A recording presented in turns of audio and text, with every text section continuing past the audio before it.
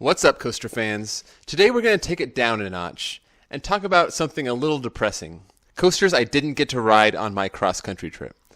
I'm not going to count the coasters that I skipped, like the kids' coasters or a few at Great Adventure that I just didn't have time to ride.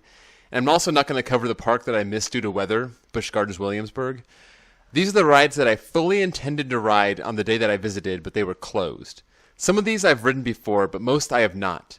There's a total of 11, but 2 were clones, so I combined them into one entry on this list. Anyway, let's take a look at the list. At number 10 is Joker Funhouse Coaster at Six Flags Over Georgia.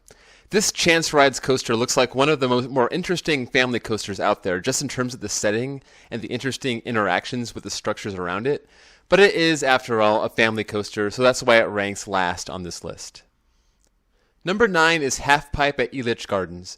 I'm not sure how this is really a coaster while those discos aren't, but a credit is a credit. It still looks like it could provide some interesting forces in its basic layout, and I was looking forward to trying it, but Elitch Gardens really dropped the ball on the day I visited, and it was one of several rides that was closed.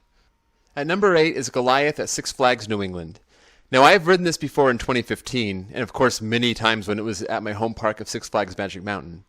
It was terrific in its original form, but my 2015 ride with the new trains was extremely rough. Still, I was looking forward to riding it again since these giant inverted boomerangs have become hard to come by, and despite testing it in the morning, it never opened the day I was there. At number 7 are 2 clones, Sidewinder at Elitch Gardens and Diamondback at Frontier City. I was excited that I was going to get to ride both of these remaining Aero Shuttle Loop coasters, at least the ones that are outside of the UK.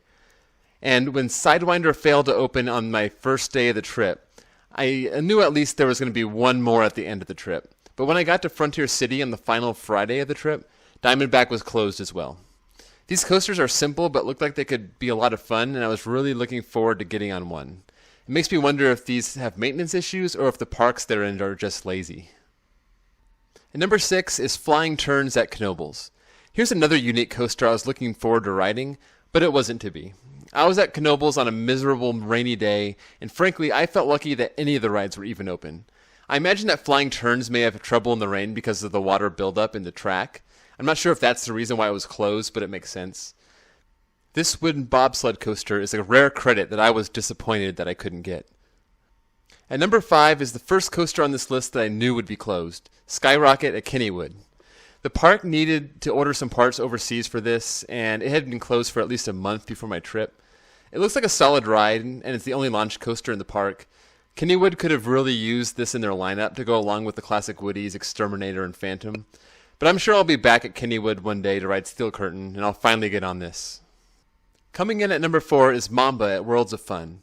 I thought this would probably be the best ride in the park, either this or Prowler, and all day we waited and waited for it to open, and were told by employees that it might open later in the day. Maintenance was working on the lift hill throughout the entire day, and we gave it as much time as we could, but finally had to leave in the afternoon, and the ride was still closed.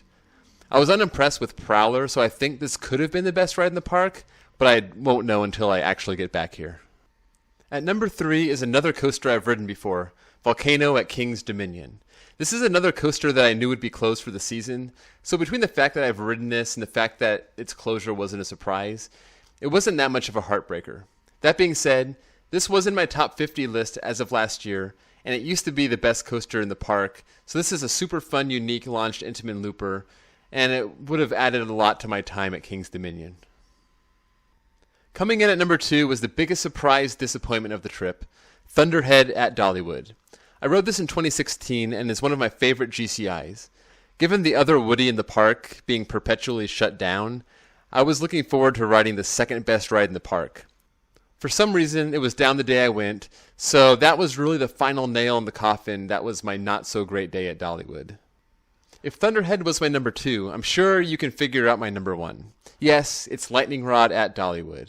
I rode this one time in 2016, and it was a phenomenal experience, and it currently resides in my top 5.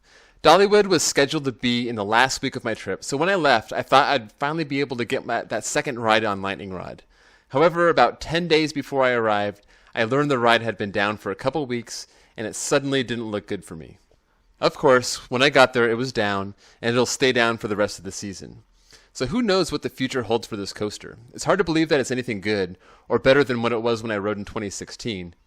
But one day I'll be back to ride it in whatever form it's in, as long as it's not scrapped. So that's it, a sad list indeed. I can feel lucky that I was able to ride all my bucket list coasters on this trip, and not too many elite coasters were down. But ride closures are always frustrating. So check out the comments below, let me know what was your most disappointing ride closure.